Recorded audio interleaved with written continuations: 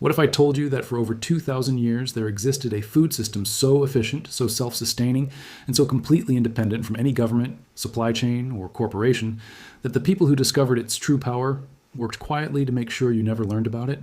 Not through a conspiracy, not through some shadowy organization meeting in a dark room, but through something far more insidious, through the slow, deliberate replacement of ancient knowledge with modern dependency. And what makes this even more unsettling is that the system I'm about to show you didn't just feed families, it fed entire civilizations. For millennia, without fertilizer, without feed stores, without a single trip to the grocery store. And it still works today, exactly as it did when it was first developed nearly half a century before the birth of Christ. Stay with me, because by the time this is over, you're going to look at your backyard, your empty lot, your unused corner of land, and you're never going to see it the same way again.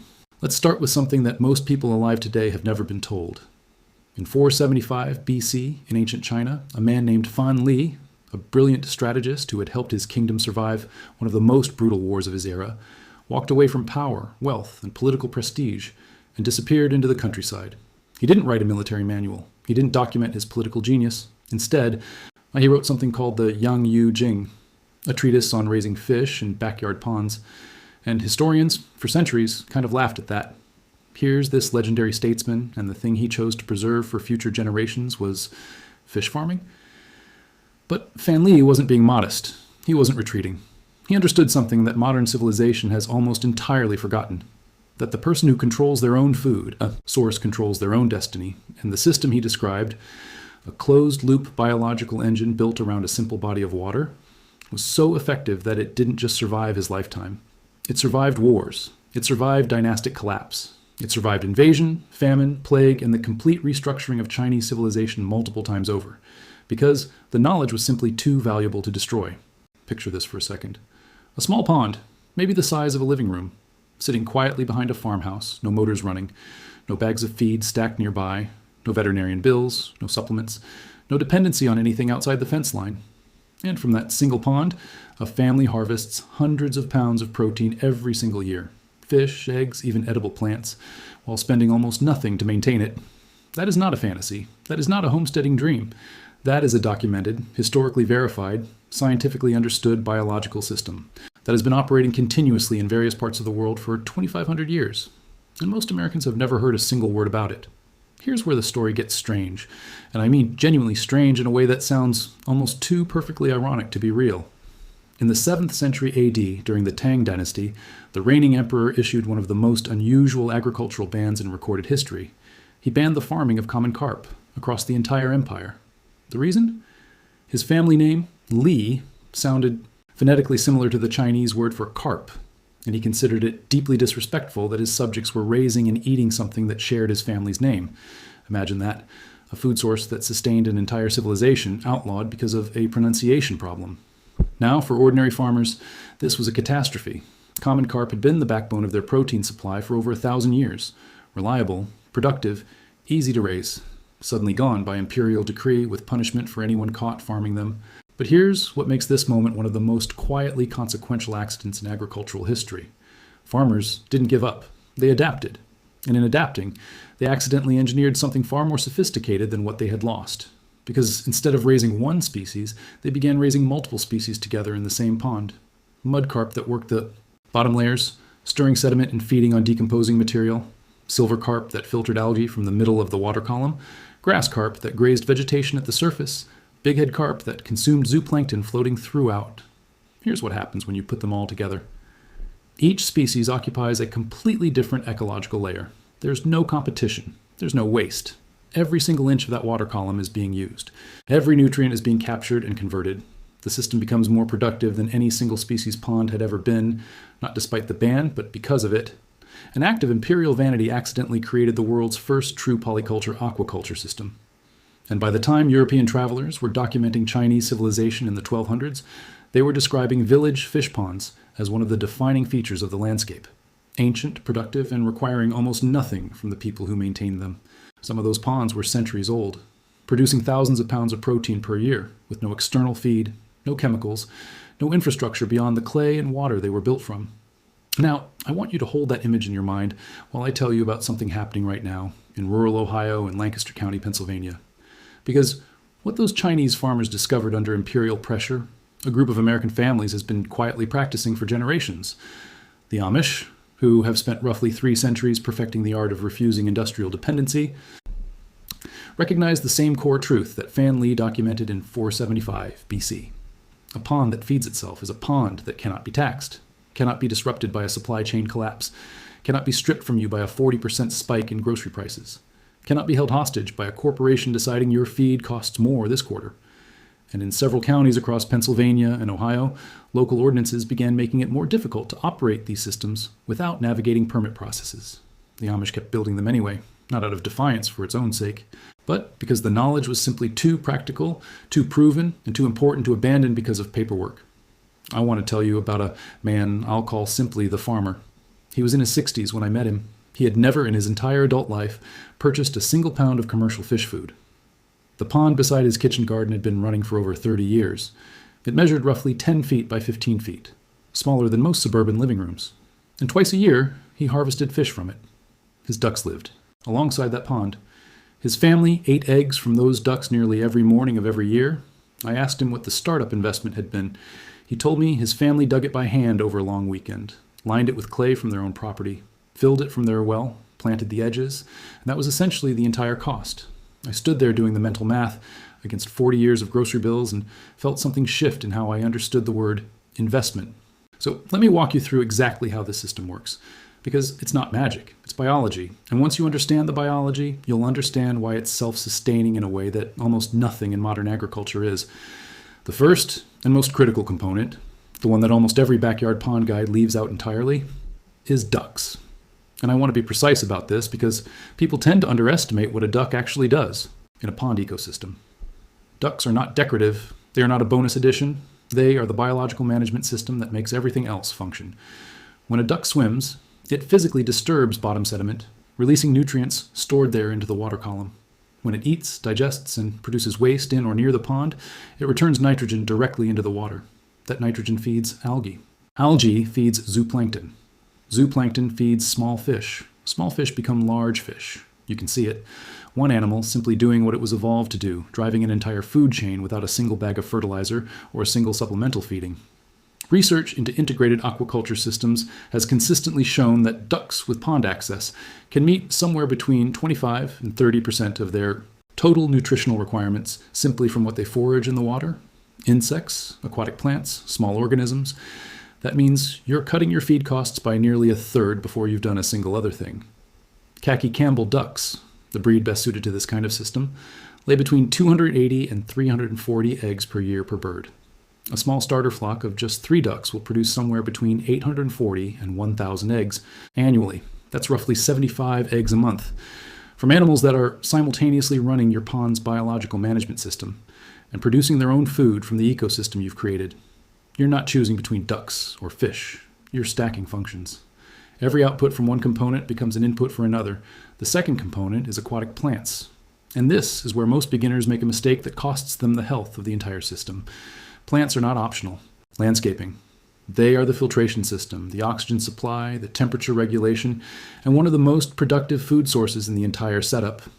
Cattails planted along the shallow edges of your pond act as one of the most efficient biological filters that exists in nature.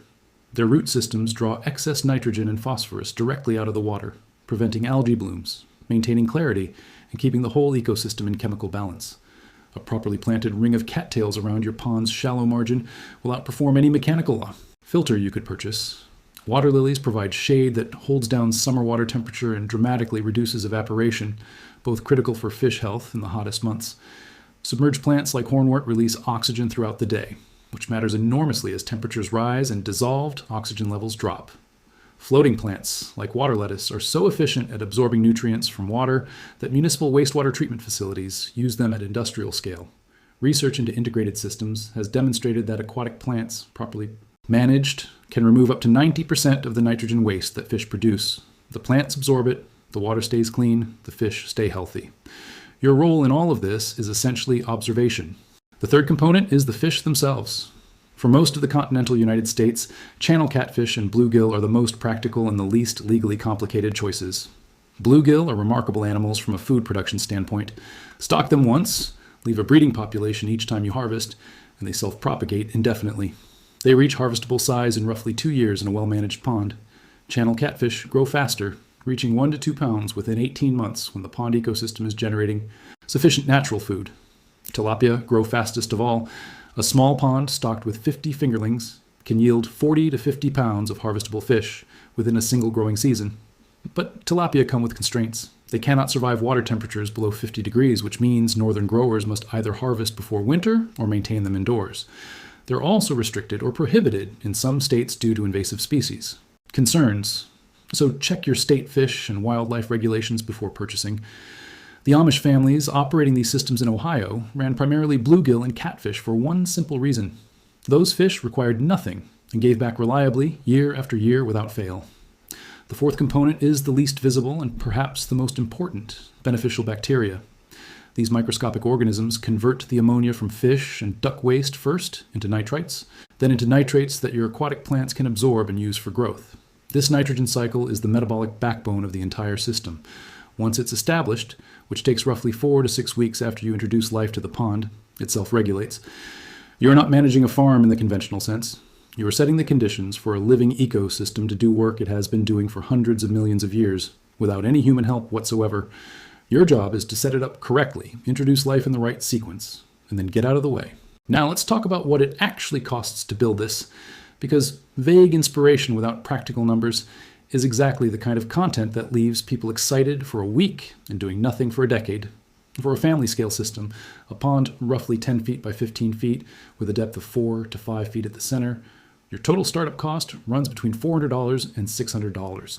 That includes an EPDM rubber liner at approximately $1 to $2 per square foot if your soil doesn't hold clay well, fingerlings at $20 to $50 for your initial stock, ducklings at $30 to $60 for a small starter flock, and basic aquatic plants at $50 to $100. That is the entire investment. Compare that to a decade of grocery store protein bills and the number becomes almost embarrassing. Location matters. Choose a spot that gets at least 6 hours of sunlight daily, but avoid positioning the pond where it receives intense afternoon sun all summer. That overheats the water. Choose the lowest natural point on your property, where rainwater already tends to collect. If you try to fight your land's natural drainage patterns, you'll be fighting erosion and water loss problems indefinitely. Build a shallow shelf around the perimeter, about a foot deep and 2 to 3 feet wide.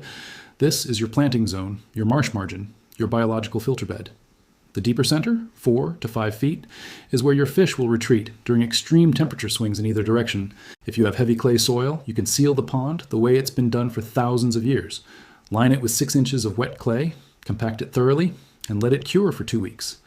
This method has required no modification across millennia of use. If your soil is sandy or rocky and won't hold water naturally, an EPDM liner will last 20 to 30 years with no maintenance. Introduce life in stages. Start with plants. Give them 2 to 4 weeks to root, and allow beneficial bacteria to begin colonizing the surfaces of rocks, liner, and sediment. Then add your ducks. Within days, you'll notice the water clouds slightly as they stir the bottom. This is not a problem. This is the ecosystem waking up. After another month, add your fish. Stock approximately 50 fingerlings per 1,000 gallons of water. They'll vanish into the depths almost immediately, and you may not see them for weeks. Don't add more. Don't intervene. They're down there growing in cool, dark water, eating the zooplankton your ducks have been cultivating for weeks without knowing it. For the first 6 months, your maintenance schedule is almost nothing. Watch the ducks. Check water clarity. Pull excess surface vegetation if it starts smothering the water. Top off the water level during dry spells. That is it. By month 6, you'll start seeing silver flashes near the surface when you approach the edge. Your fish are visible now, and they are growing quickly. By the end of year 1, depending on species, you'll be approaching your first harvest. By year 3, you're not managing a project. You're simply harvesting from a living system that has woven itself permanently into your land. For those in northern climates wondering about winter, your fish will survive under ice as long as there's a small opening maintained at the surface for gas exchange. A basic pond dicer, roughly $40, maintains that opening all season. Bluegill and catfish enter a natural cold water dormancy and survive under ice for months without feeding. Your ducks, being cold hardy, will continue producing eggs through winter if given a simple 3-sided shelter with straw bedding. The system doesn't stop in winter. It slows, conserves, and resumes in spring exactly where it left off. Now I want to tell you about something that the Channel Secret Vault has been digging into. a piece of this system that doesn't appear in mainstream gardening books, homesteading guides, or most YouTube channels covering backyard food production. It was shown to me by an Amish farmer on a second visit, and when I understood what it was actually doing, I couldn't believe I had spent decades raising animals without it. The plant is duckweed. And before you move on, thinking you already know what duckweed is, wait. Because I'm not talking about duckweed as a nuisance plant you occasionally skim off a farm pond. I'm talking about duckweed deliberately cultivated, strategically harvested, and used as a self-replicating, zero-cost, zero-input protein crop that produces more protein per acre than almost any other plant on Earth. Here's what makes duckweed extraordinary. Under optimal conditions, it doubles its total biomass in fewer than 48 hours. A small mat can become a very large mat within a single week. And on a dry weight basis, duckweed contains between 35 and 45% crude protein, which is higher than soybean meal, the protein source that underlies the entire commercial poultry and fish feed industry. Your ducks will consume it as fast as it grows. Your fish will eat what the ducks miss, and the duckweed itself absorbs nitrogen from duck and fish waste, simultaneously cleaning the water while producing food. Here's what that means in practice. It is a filter, a fertilizer, and a feed crop, all at once for free, requiring nothing from you after initial establishment. The Amish farmer I spoke with in Holmes County had not purchased commercial duck feed in over 4 years. His duckweed production, combined with the natural insects and aquatic organisms his pond ecosystem was generating, was meeting his flock's nutritional needs without a single dollar, leaving his property for feed costs. And when I asked him why more people didn't know about this, he looked at me with the kind of quiet patience that people use when the answer is so obvious, they're almost reluctant to say it out loud. Because the people selling you feed have no interest in you learning how not to need it. This is, at its core, what Secret Vault is about. Recovering practical knowledge that has been quietly set aside, not through malice in most cases, but through the gradual replacement of self-sufficient systems with dependent ones.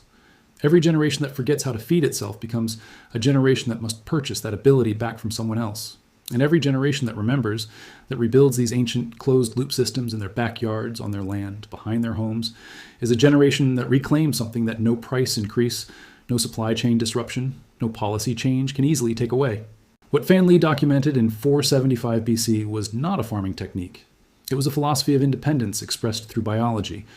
What those Tang dynasty farmers accidentally perfected when their government took their primary protein source away was not a workaround. It was a more sophisticated system than they had before the ban. What the Amish families in Lancaster County and Holmes County are running quietly behind their barns right now is not a hobby, and it is not nostalgia. It is a living refusal to believe that dependency is inevitable, that the only way to eat is to pay someone else to control whether you do. The families I visited were not doing anything heroic. They were not making grand political statements. They were simply refusing to forget. And in that refusal, they have achieved something that most modern households, regardless of income, regardless of square footage, regardless of how many subscriptions. They have to grocery delivery services, have not. They have a food source that answers to nothing and no one outside their fence line. If that idea resonates with you, if something in the way you've been thinking about your food, your land, your dependence has shifted even slightly while watching this, then I want to know one thing from you. Drop it in the comments. Which part of this system are you starting with? The pond itself? The ducks? The duckweed? Where you are? What you're working with? What the biggest obstacle feels like right now? Because those answers don't just help you think through your own first step. They help every other person watching this figure out theirs. And what we're going to uncover next, about where else this kind of suppressed biological knowledge has been hiding in plain sight, makes this feel like the very first page of something much larger.